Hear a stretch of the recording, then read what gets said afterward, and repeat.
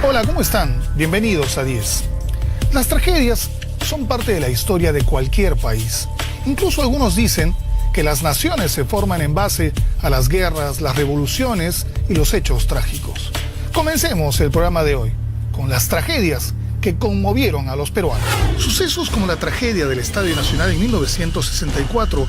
La presión de los de atrás fue tal que logran romper las puertas, pero con los cuerpos de muertos de los de adelante.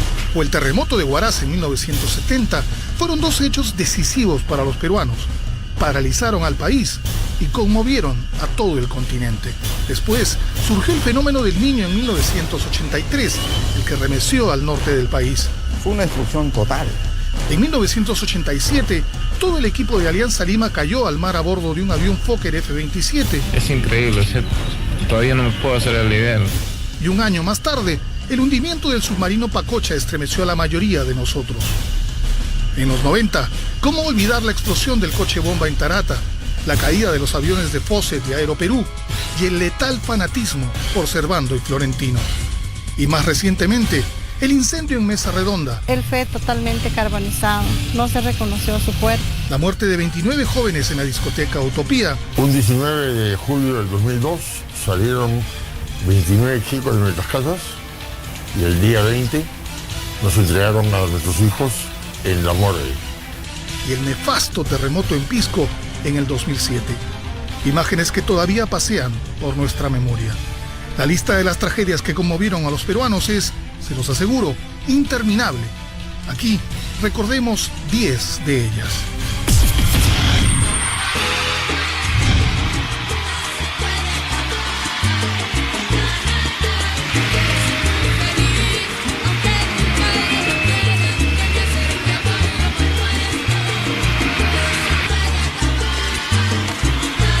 En 1996, dos salserines venezolanos conmovían a las peruanas. Se llamaban Servando y Florentino y se apellidaban Primera. Al comienzo de su carrera habían sido integrantes de la orquesta Salserín, la que con mucho swing había logrado seducir a todo Latinoamérica. En aquellos días obtuvieron un éxito descomunal. Grabaron telenovelas, series, películas, un cortometraje y salieron de gira por toda la región.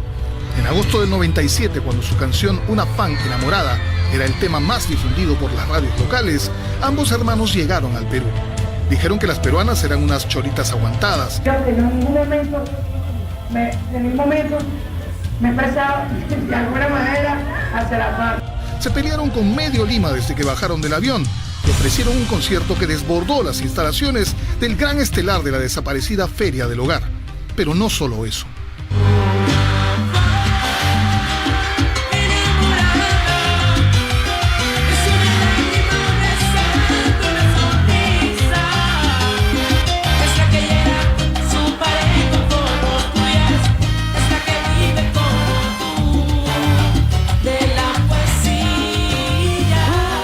Desde muy tempranas horas que llegamos al punto de la emergencia, ya estaba totalmente saturado, ¿no? Mediodía, un sol tremendo, la gente se sofocaba. O sea, ya estábamos sacando personas con problemas de desmayos, ¿no? Desde esas horas, ¿no?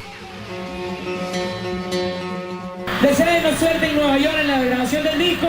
Ya queremos mucho y bueno, para otro momento. Los queremos de verdad, ¿ok?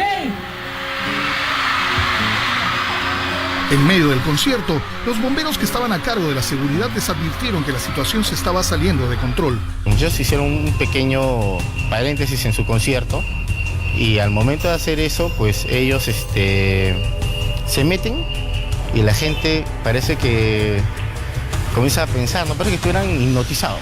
Entonces cuando termina, salen un momento a cambiarse o lo que sea, a descansar, ¿no? Se nos facilita tremendamente la labor de rescate. Volvían a salir y de nuevo, ¿no? Todo el mundo se iba hacia adelante, pugnaba por estar adelante, pese a que ya era imposible que ingresen, ¿no? Los guardaespaldas del dúo se pelearon con los bomberos e incluso uno de los cantantes golpeó a uno de ellos sobre el escenario.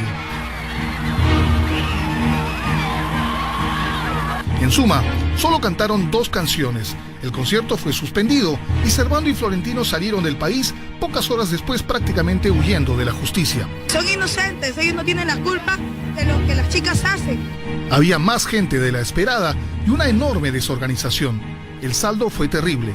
5 personas murieron por asfixia en medio del tumulto, la confusión y el desconcierto. Convertir en ídolo a un adolescente es peligroso. Es muy peligroso. Porque si un adolescente se convierte en un ídolo y no sabe manejar esa situación, va a ser un vándalo. Como pasó con estos chicos, que desde el escenario agarraban a patadas a la gente, que se subía a detenerlos, sin darse cuenta que estaban muriendo chicos abajo. Uno me lanza una patada, ¿no? Le agarro el pie, ¿no? Y el otro me tira el micro, ¿no? Y en ese momento, exacto, o sea, eso fue lo único que suscita el contacto con ellos y viene seguridad y me sacan, ¿no? Tiempo después, fueron nominados al Grammy Latino y a otros premios, pero nunca volvieron a ser lo que alguna vez fueron. En el 2005, Servando y Florentino regresaron al Perú. Nadie había olvidado lo que ocurrió en 1997. En el año 2002, algunos empresarios decidieron instalar una discoteca en el Jockey Plaza, uno de los principales centros comerciales del país. Se llamaría Utopía y su reapertura en julio del 2002 sería un espectáculo fastuoso, con animales enjaulados, fuego sobre las barras y más de 1000 personas dentro del local.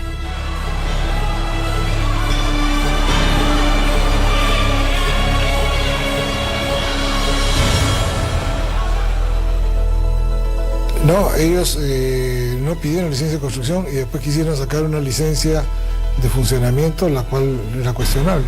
Una discoteca que no tenía licencia de funcionamiento, tampoco de apertura. Defensa Civil le dijeron que no abran. No tenían seguros, no tenían aspersores, no tenían extintores, hicieron un espectáculo de fuego. Y esto causó un accidente que se pudo pagar con un aspersor de $29. Habían gastado $500.000 de una discoteca y no tuvieron la más mínima deseo de tener nada de seguridad. Una versión asegura que todo comenzó en la cabina del disc jockey entre la 1 y las 2 de la madrugada. De un momento a otro, un voraz incendio surgió en el local. Roberto Ferreiros, el encargado de los animales del circo Fuentes Gasca, fue uno de los acusados de haber originado el incendio en las barras de la discoteca. Exceso de personas dentro de la discoteca. Las medidas de seguridad no eran las adecuadas, no había un sistema de iluminación de emergencia.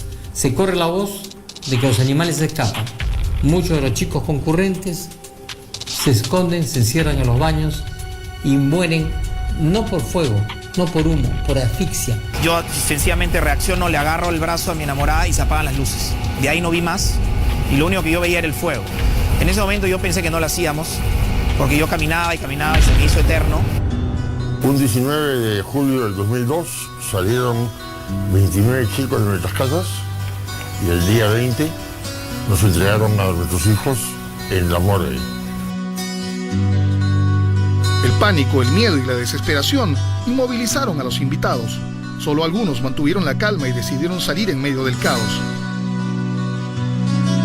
Más de 50 personas quedaron heridas, pero 29 murieron aquella noche en Utopía.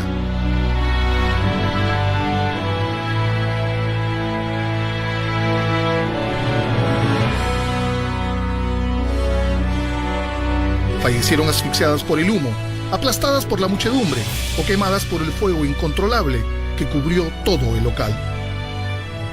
Hemos logrado que la justicia, a través del actual presidente de la Corte Suprema, en su última sentencia de la sala penal de 5 vocales por unanimidad, dijeron que no era homicidio culposo sino doloso. Esto es, que la pena es de 6 a 20 años. Y Percy North está ahora ya en la cárcel, pronto a ser sentenciado. Falta todavía Alan Aislahov y Edgar Paz Ramírez. Y lamentablemente, por personas como Alberto Quimpe Herrera, el del Faenón, se han interrumpido que los procesos sigan su curso. Espero y agradezco mucho la entrevista para que las autoridades sepan que es fundamental cerrar también el círculo del dolor. Las lágrimas se agotaron.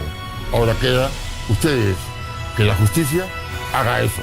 Justicia a los deudos de las víctimas de Utopía. Vamos a una pausa y volvemos en unos minutos con el incendio en Mesa Redonda y con la caída del equipo de Alianza Lima que venía desde Pucallpa. Ya regresamos. Tenemos que prepararnos para enfrentar un niño severo. La presión de los de atrás fue tal que logran romper las puertas, pero con los cuerpos de muertos de los de adelante. Las tragedias que conmovieron a los peruanos.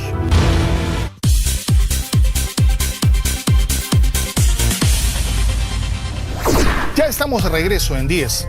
Recordemos el incendio en Mesa Redonda, el hundimiento del Pacocha y recordemos también la tragedia que más dinero le costó al país.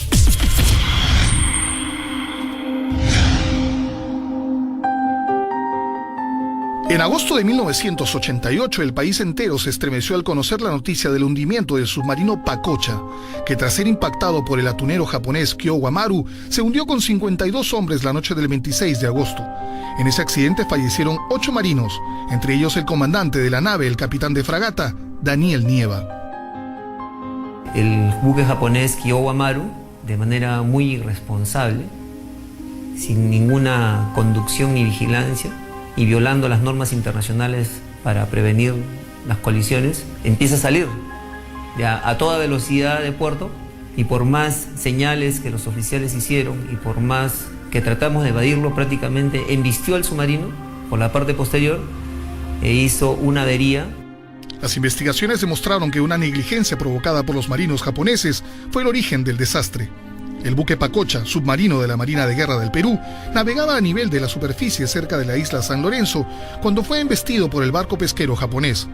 Tras la colisión en la popa del submarino, es decir, en la parte trasera de la nave, el comandante Nieva subió a la torre a cerrar la escotilla que estaba abierta. Luego de asegurarla, el agua entró con tanta fuerza que lo estrelló contra los tubos dentro de la torre y falleció, pero salvó a sus hombres. El impacto fue tan violento que logró romper el doble casco, romper el casco resistente en medio de 2 compartimentos y averiar ambos compartimentos, y que uno de ellos era justamente donde estaban los controles principales del buque. Prácticamente esta colisión, después de embestir al buque, nos dejó a oscuras y nos dejó con una vía de agua muy grande, y por el impacto aquellas linternas que pudieran ser utilizadas por emergencia volaron en pedazos, ¿no? Fue muy violento el impacto, fue como una gran explosión. 25 marinos se dirigieron al compartimento de torpedos, abrieron la escotilla y se lanzaron al mar. Solo 21 fueron rescatados con vida. Dentro de la nave quedaron 22 hombres atrapados a 40 metros de profundidad. Tras un largo rescate, se logró salvar a la mayoría de los marinos. Actualmente los sobrevivientes reciben una pensión de la Marina de Guerra, pero nunca fueron indemnizados por la institución ni por los dueños de la nave japonesa. 11 meses después del accidente, el submarino fue reflotado por la Marina.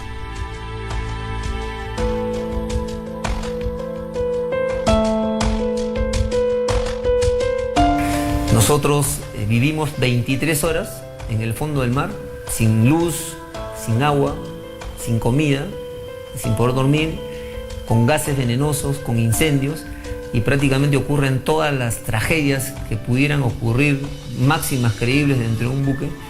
Y felizmente, dado el temple del personal y gracias a Dios también, nos pudimos salvar, ¿no? O sea, hubo una combinación de profesionalismo y de fe también. A fines de 1982 surgieron tormentosas lluvias en el norte de la costa peruana. Nadie estaba preparado para semejante desastre. Desde ese momento a ese accidente natural se le llamó popularmente el fenómeno de El Niño. El fenómeno del 82-83 ocurrió después de muchas décadas, porque el anterior fue el año 25. De tal manera que las construcciones que se hicieron en las décadas de los 50 con el boom de Corea no estaban preparadas para resistir inundaciones severas. Es por eso que los daños fueron muy grandes.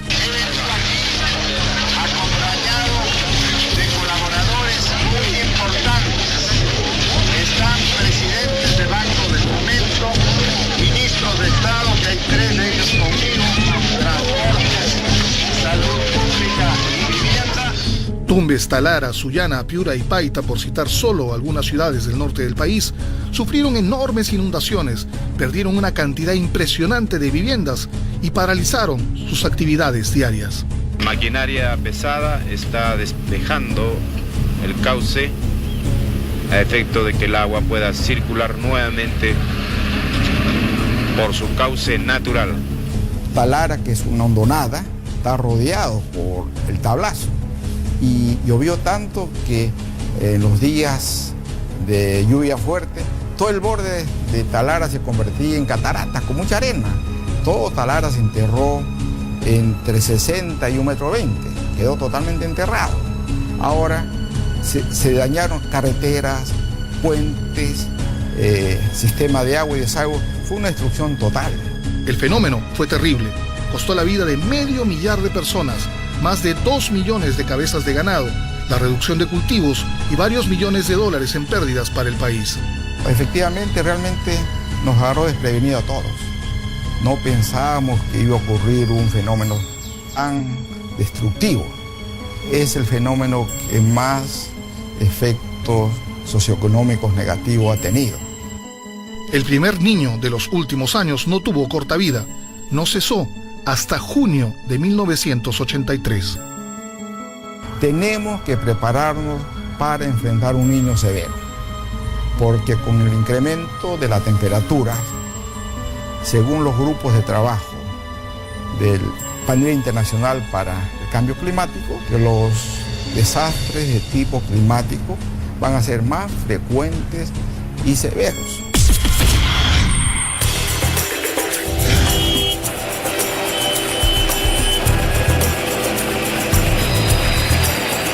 A eso de las 7 de la noche del 29 de diciembre del 2001, los bomberos de la estación Francia número 3 en el centro de Lima fueron advertidos de que la zona de Mesa Redonda, a pocas cuadras de la avenida Bancay, se estaba incendiando. Las calles del lugar, siempre abarrotado entre la Navidad y el Año Nuevo, estaban repletas de productos, cajas y embalajes que hacían imposible un tránsito regular.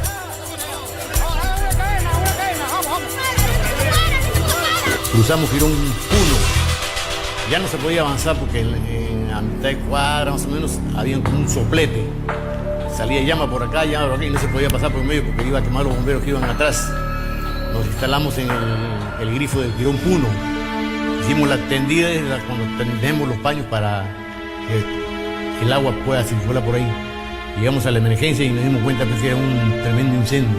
Mi esposo fue a hacer compras para el mercado central. Y seguramente que pasaba por ahí y tuvo la desgracia de pasar por ahí por Mesa Redonda, ¿no? Y se quemó. Él fue totalmente carbonizado, no se reconoció su cuerpo. Después de un año pudieron reconocerlo. Los centenares de toneladas de fuegos artificiales y productos pirotécnicos que empezaron a estallar convirtieron la zona en un infierno. Los bomberos llegaron a Mesa Redonda cuando el fuego ya era incontrolable. Las bengalas y los cohetes salían, se iban a la vereda al frente y prendían la tienda de al frente. O sea que había que trabajar derecha, izquierda, así muy rápido, hacerlo muy rápido.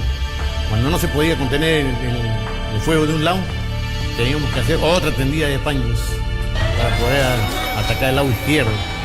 Fue un trabajo bien difícil. Estaba toda la cuadra prendida, cuadra y media más o menos prendida, por los dos lados, izquierda y derecha. La histeria y la desesperación de los vendedores y de los clientes convirtieron el lugar en una zona de guerra.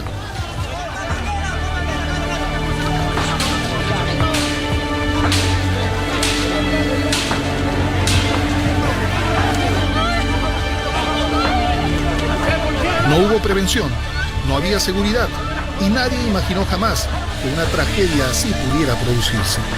Yo creo que es terrible que hayamos tenido que pasar, que tengamos que pasar por una tragedia como la que estamos viviendo en este momento para llegar a esta conclusión, pero creo que tenemos que sacar las lecciones de esto. Estamos haciendo el levantamiento, contando, ingresando para llevar a la morgue cada uno de los cadáveres, numerándolos. Hemos tenido que esperar hasta esta hora a efectos de poder tener la seguridad, la luz y todas las facilidades para poder hacer el conteo y sin peligro de la salud y la integridad física de los funcionarios, tanto policías, bomberos, fiscalía. Yo fui a comprar con mi esposa y mis 2 hijos, justo para irnos. Comenzó las explosiones. Comenzó tan rápido la estampilla de personas que se me perdieron ahí. Lo único que pude salvarlos era a mi hijo de 4 años, a Jordano. Yo me subí encima de los autos. Yo salí por el medio de la pista de los autos, saltando, me salí a saltar unos 10 carros. Desde ahí ya no pude ver a mi esposa, a mi hijo nunca más. El saldo fue espantoso. Fallecieron 289 personas. En muchos casos sus cuerpos eran irreconocibles y decenas de cadáveres fueron simplemente incinerados.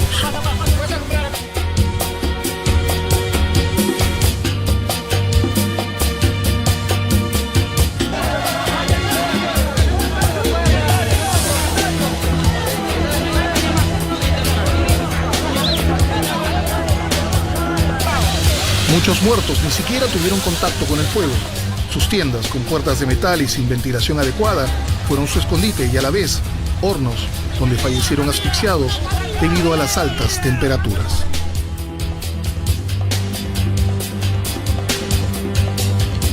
Mesa Redonda está olvidado, 10 años, y no se resuelve nada. Nosotros sentimos un dolor profundo, yo como esposa, y mis hijos también crecieron sin el cariño de sus padres. La municipalidad, el Ministerio Público, la policía, todos sabían que había productos pirotécnicos ahí en esa calle que estaba inundada de Perú. Es increíble saber que no han hecho nada al respecto, ¿no? Es vergonzoso y a la vez insultante saber que te digan por tu familia, por tu esposa o tus hijos, o la verdad la gente que haya perdido a sus familiares ahí, que te van a dar 200 soles. Vamos al corte y en unos minutos la tragedia del Estadio Nacional y además la caída del avión que traía Alianza Lima desde Pucallpa. Ya volvemos. La presión de los de atrás fue tal que logran romper las puertas, pero con los cuerpos de muertos de los de adelante. Chicos de 18, 19, 20 años. Es increíble, ¿cierto?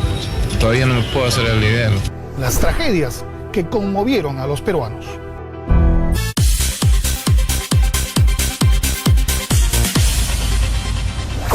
¿Cómo olvidar el terremoto de Huaraz, la tragedia del Estadio Nacional y el atentado que marcó la llegada de Sendero Luminoso a Lima, el coche bomba en la calle Tarata de Miraflores? El 31 de mayo de 1970 yo tenía 6 años. Era domingo por la tarde y había ido a la casa de mis primos frente al Cine Orranti en San Isidro a jugar pelota. A las 3:25 de la tarde todo se empezó a mover y no paraba de moverse.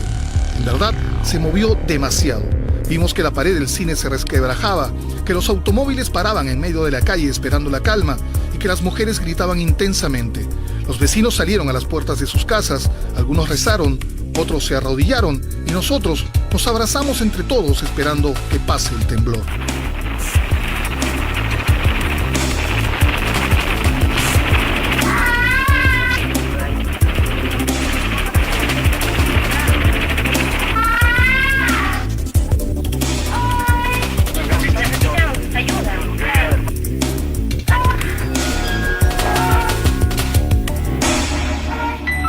De Yungay, cuando nos enteramos, el miércoles todavía, o sea, cuarto día. ¿Por qué? Se había levantado una nube de polvo muy alto que ni los aviones podían ver qué es lo que había abajo. Entonces el miércoles entró el coronel Mindrola, diario de fotografía, para inspeccionar y me dijo, espéreme a las 4 que estaré de vuelta. Fui, lo esperé a las 4 en punto en el aeropuerto de Chimbote, blanco, viene y me abraza y se echa a llorar. Me dice, Yungay está destruido, no existe nada.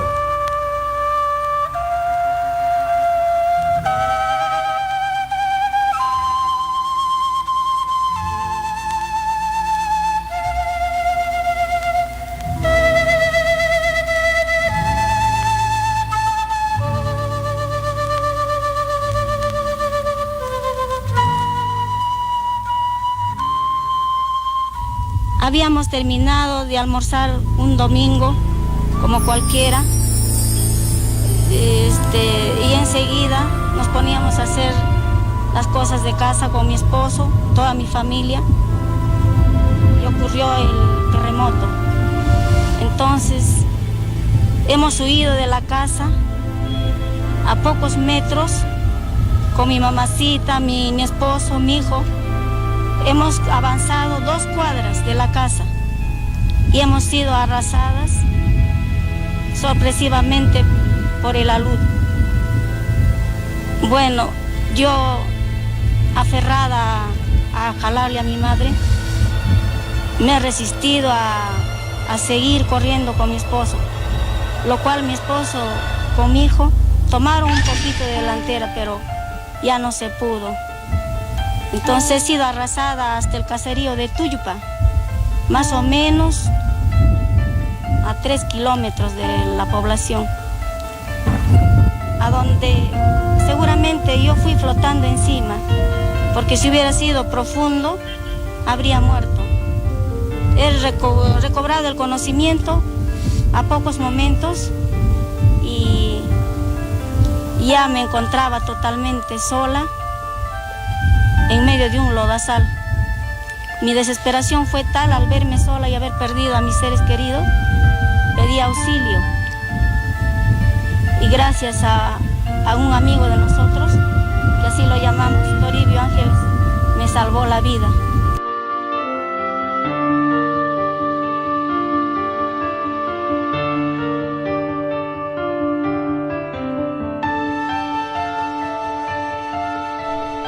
Después, nos dijeron que había sido un terremoto de 7.8 grados en escala de Richter, que causó la muerte de 70.000 personas en Yungay, al norte de Huaraz, en la Cordillera Blanca del Callejón de Huaylas.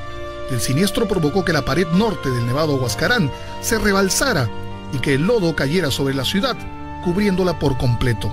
Es decir, la gente murió enterrada en vida. El terremoto viene justamente al acabar la procesión, cuando toda la gente estaba ahí. Por eso se calcula que solo ahí hubo entre 20 y 30.000 muertos. El ejército, la marina, la fuerza aérea y las fuerzas auxiliares, hombro a hombro, trabajando 24 horas diarias, se dieron a la tarea sin precedentes de rescatar víctimas, aprovisionar a los supervivientes, cobijar a todas esas poblaciones. El ejército operaba en varios frentes, abriendo rutas, removiendo escombros y organizando el socorro inmediato. Los únicos sobrevivientes fueron unas 300 personas que estaban esa tarde en el cementerio, en una colina en las afueras de Yungay, recordando a sus familiares desaparecidos. Solo ellos vieron como un manto de polvo negro cubrió la ciudad. Había réplicas, estaban ellos afectados con todo lo que habían perdido, un desconcierto. Entonces tenían que necesitar, fuera de la ayuda material, que era importantísima, acogida, que alguien les echase una mano, que les echase. Huarupampa ya ha quedado completamente destruido. Solamente existen los retablos del frente, donde están los hermosos santos, siempre esperando la oración de mis feligreses. Para bien de mis orejas y mis orejas también escuchar como si fueran dos. Aquí tenéis la ruina de todos los santos de Dios. Acá están los muertos que han estado aquí, solo está quedado este lado, y aquí las imágenes han desaparecido completamente. Este templo fue bajado y ahora está en ruinas. Las puertas, en fin, la sacristía adentro está tapada. Hay lugar de sacar este monte para entrar a la sacristía. 2 días después, la selección peruana de fútbol debutó en el Mundial de México 70 con crespones negros en los hombros y con un dolor intenso en el corazón, y le volteó el partido a Bulgaria ganando 3-2. Han pasado muchos años desde aquella triste tarde de domingo, pero para muchos el dolor aún no ha desaparecido.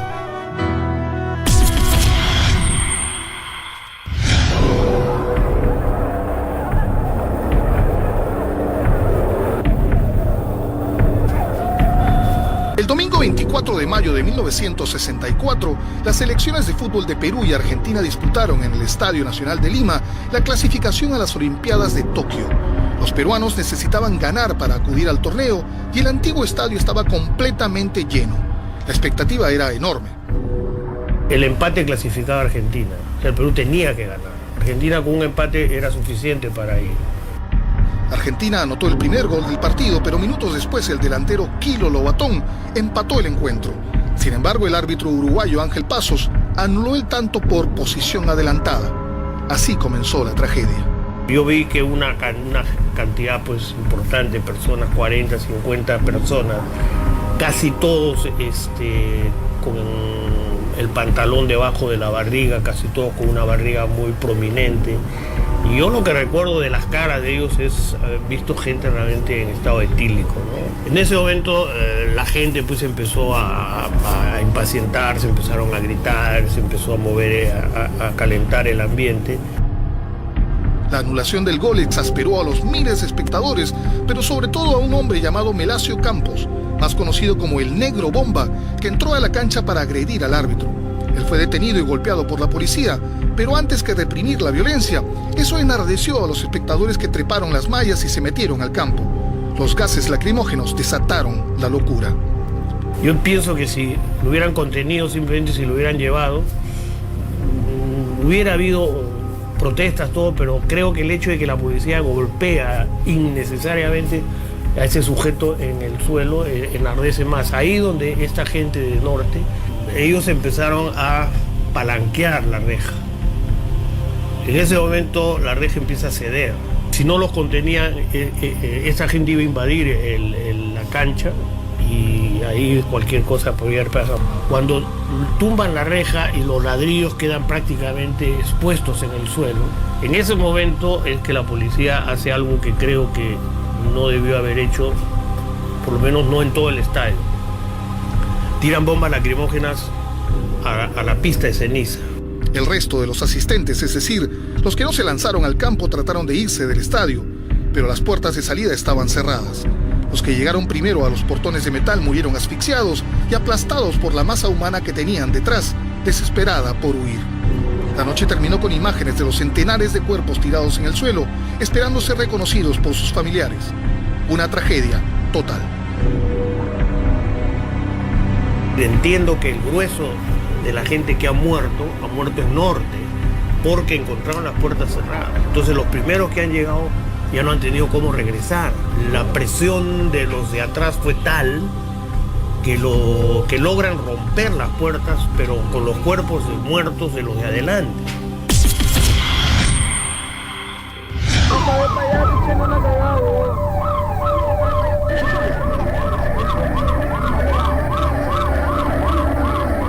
16 de julio de 1992, 9:15 de la noche. Dos vehículos con 500 kilos de anfo cada uno estallaron en la pequeña calle Tarata en Miraflores. Hacía 12 años que Sendero le había declarado la guerra al país, pero nunca antes un acto subversivo había provocado semejante impacto entre los peruanos. Los limeños de estos sectores un poco veían la guerra contrasubversiva, el terrorismo como algo lejano o en todo caso algo que ocurría en los conos. Después de Tarata se produjo la gran marcha integradora de vecinos de Miraflores con los de Villa El Salvador.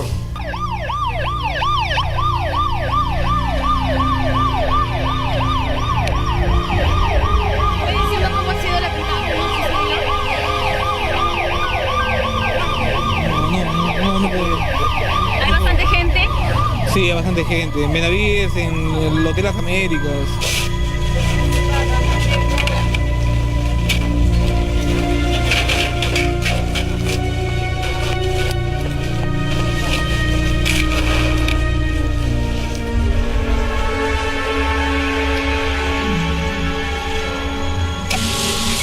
Todos estábamos ante un mismo enemigo y teníamos que juntarnos y atacar juntos. A partir de ahí, creo yo, empieza el desenlace de la batalla contra el terror. Aquí algunas cifras. Murieron 25 personas, hubo 132 heridos, 8 perdieron la vista, 7 mujeres interrumpieron sus embarazos, 6 perdieron sus extremidades, 500 casas resultaron dañadas por la explosión y 150 familias se quedaron sin un lugar donde vivir.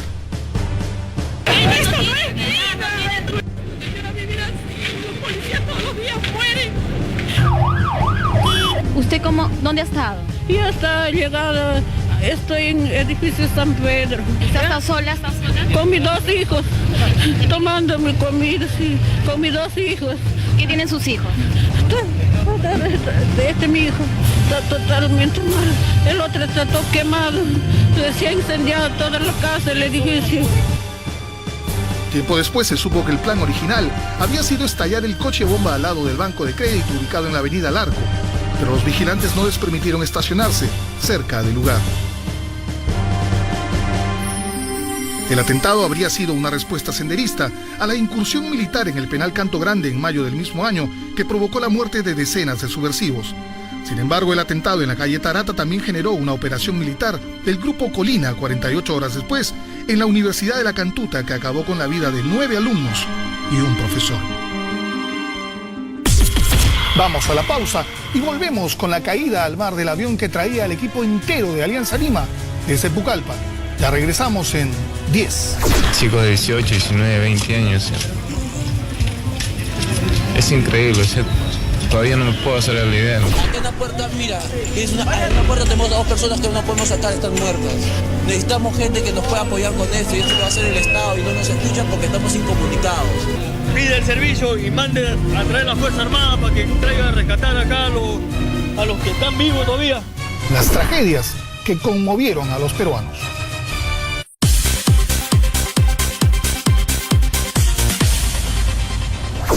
Antes de saber cuál es la tragedia número 1 en la historia del país, recordemos la caída del avión que traía el equipo entero de Alianza Lima desde Pucallpa. Pero antes de eso, un plus. ¿Recuerda usted que en 1996 2 aviones nacionales partieron del Jorge Chávez para nunca más volver? Veamos. Chicos de 18, 19, 20 años. Es increíble, todavía no me puedo hacer la idea de lo que ha sucedido. Complejo habitacional Santa Rosa, en dirección hacia Ventanilla, zona donde cayó el avión Fokker F-25 esta madrugada que traía el equipo de Alianza Lima y que según las primeras informaciones todos habrían desaparecido para siempre. Son pocos los equipos de fútbol que se han perdido a bordo de un avión. El plantel de Alianza Lima, aquel de los Potrillos que estaba a punto de ser el campeón de la temporada 87, es uno de ellos. Recordemos con una vela en la mano y con una lágrima sobre la otra lo que ocurrió con esa extraordinaria generación de futbolistas peruanos.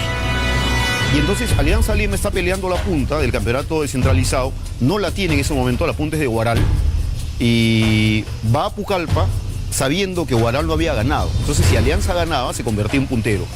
Aquella mañana del 8 de diciembre de 1987 amaneció más gris que de costumbre. Humberto Martínez Morosini hablaba en la radio y todos estábamos consternados por lo que le decía al país. Todo el equipo de Alianza Lima, los jugadores, el cuerpo técnico y algunos hinchas, ha fallecido mientras el avión Fokker F-27 que los traía desde Pucallpa intentaba aterrizar en el aeropuerto Jorge Chávez.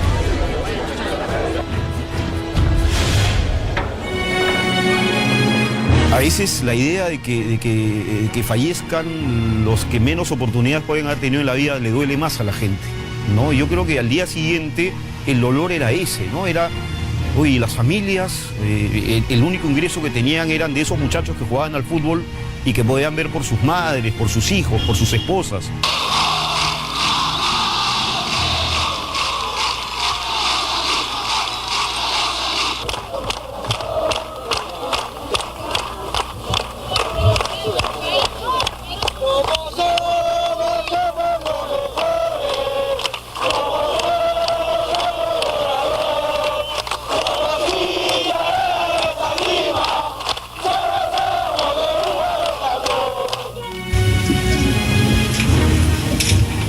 Es difícil, muy difícil, hablar de seres que quiere uno tanto. Estos chicos son equipos hechos por nuestra propia genética. Y muchos de ellos son como si fueran mis hijos. Yo realmente siento mucha pena por estos muchachos. Ojalá que de alguna manera podamos consolar a sus padres y a sus familiares. Lo increíble es que el único sobreviviente fue el piloto, Edilberto Villar Molina. Paradojas de la vida. En total, murieron 43 personas. Las imágenes del dolor de sus familiares, de sus seguidores y de sus compañeros sobrevivientes son absolutamente imborrables. Bueno, suerte sí, ¿no? Porque si no hubiese habido esa lesión estaría junto a mis compañeros, pero bueno, darle gracias a Dios nomás.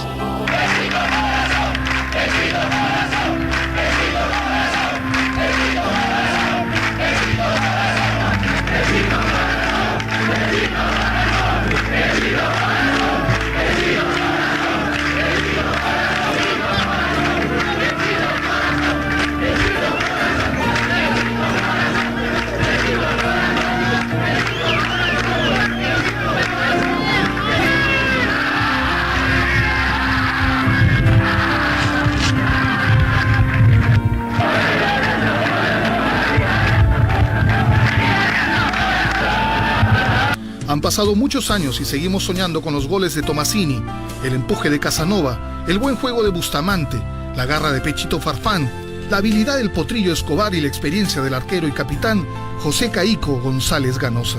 Cómo olvidar también al maestro Marcos Calderón, el Chueco, que convirtió a la selección peruana en campeona de América en 1975. El luto aún no ha concluido. Alguien dijo que había confirmación del avión.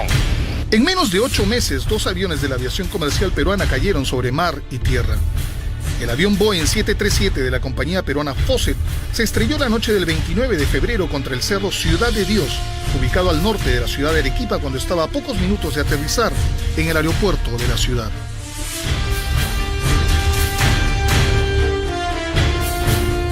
Cuadrillas de la Fuerza Aérea, Defensa Civil, Bomberos y Cruz Roja iniciaron la penosa y difícil labor de rescate, que poco después tuvo que suspenderse por la densa neblina.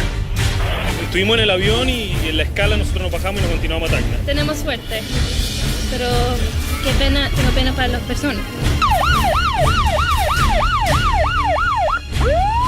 Ninguno de sus 123 ocupantes sobrevivió, lo que constituye la mayor tragedia de la aviación comercial de nuestra historia.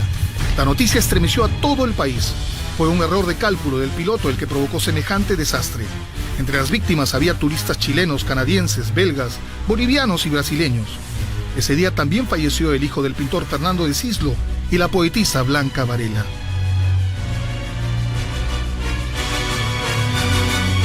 Tras la tragedia, la compañía siguió operando, pero poco tiempo después dejó de funcionar para siempre. El 1 de febrero de 1996, 7 meses después de la tragedia de Fawcett, el vuelo 603 de Aeroperú aterrizó en el aeropuerto de Lima con 180 pasajeros a bordo. Venía de Miami. 110 descendieron de la nave y el resto debía proseguir a Chile. Los pasajeros que integraban la lista eran chilenos, peruanos, mexicanos, estadounidenses, británicos, italianos, ecuatorianos, venezolanos, neozelandeses, colombianos y españoles, y fueron transbordados a un Boeing 757-200. A las 0 horas y 40 minutos del 2 de octubre del 96, el vuelo 603 despegó rumbo a Chile. Cuando volaban sobre el Océano Pacífico, 8 minutos después del despegue, el primer oficial David Fernández solicitó un avión guía. Pero ustedes saben que prender un avión demora unos minutos y se le indica que va a tomar 15 minutos para darle el encuentro. Las señales del avión no eran correctas.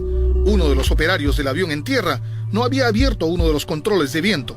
En pocas palabras, los pilotos estaban manejando a ciegas. Intentaron regresar al aeropuerto de Lima, pero resultaba muy difícil. Minutos después la señal desapareció.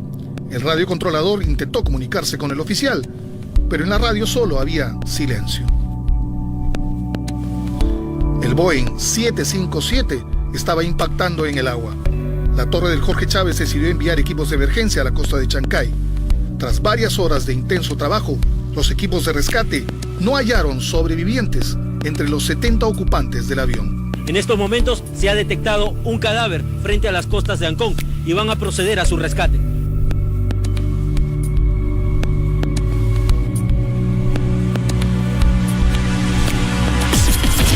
Vamos a una breve pausa y volvemos con el número 1 de esta lista. Las tragedias que conmovieron a los peruanos.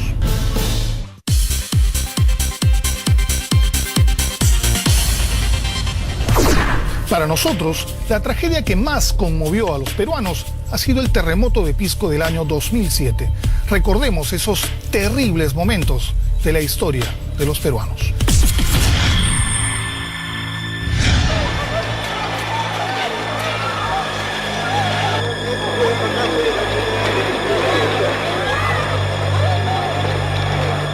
Seis y 40 de la tarde del 15 de agosto del 2007. Mientras medio Lima seguía trabajando, medio Perú se empezó a mover de una manera espantosa. Se trataba de un terremoto de 7.9 en la escala de Richter en Pisco, que duró más de 2 minutos y 45 segundos y que generó más de 500 muertos, 1.500 heridos y unas 20.000 viviendas destruidas.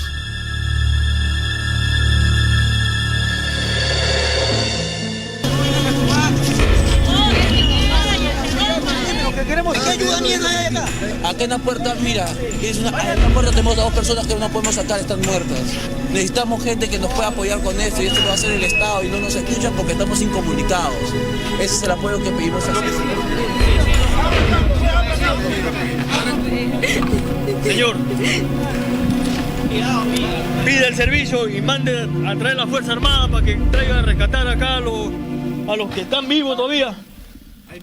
Hay gente viva adentro. Que venga la Fuerza Armada. Usted como periodista debe llamar a una grúa necesitamos acá. ¿Dónde están el ministro? No hay nadie quien ayude, no hay nadie quien apoye.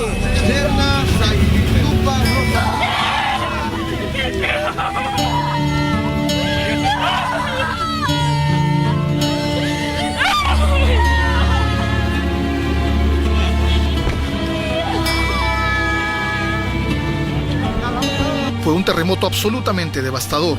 Las zonas más afectadas fueron las provincias de Pisco, Ica, Chincha, Cañete y Castro Virreina, todas ubicadas al sur de Lima, a unos 200 o 300 kilómetros de la capital.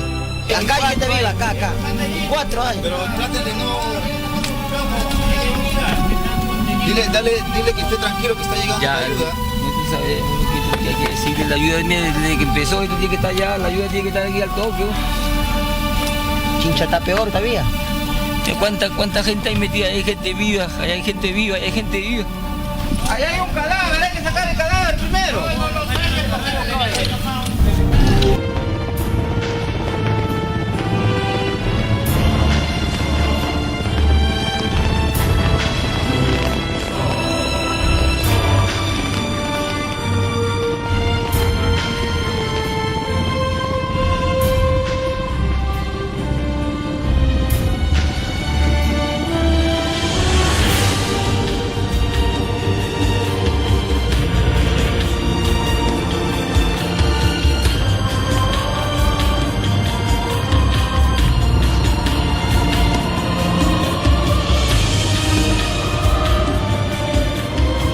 La reserva de Paracas también fue dañada.